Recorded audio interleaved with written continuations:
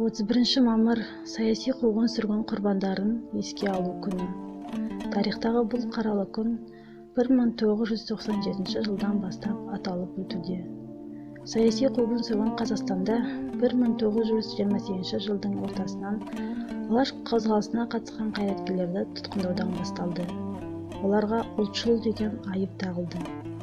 Олар әртүрлі мерзімге түрмеге қамалды, ату жазасына кесілді.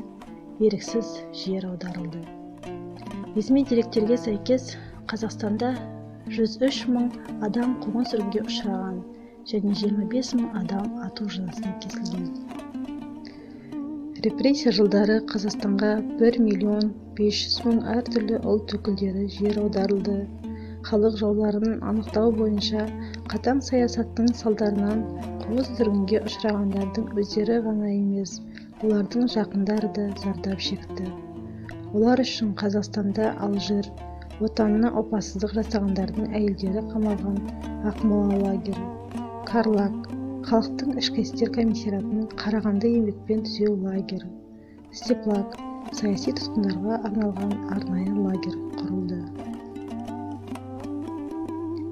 Жазықсыз жазаланғандардың қатарында Әлихан Бөкейхан, Ахмет Байтұрсынұлы, Міржақып Дулатұлы, Тұрар Рысқұлов, Мағжан Жұмабаев, Сәкен Сейфуллин, Ілияс Жансүгіров, Бейімбет Майлин және тағы да басқа мемлекет және қоғам қайраткерлері, ұлт зиялылары болды.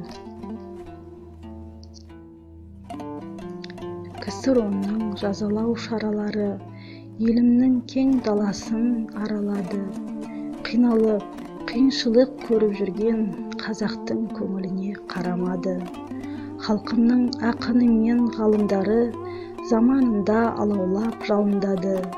Қынжылтады жүректі ойшылдардың репрессия жазасына шалынғаны.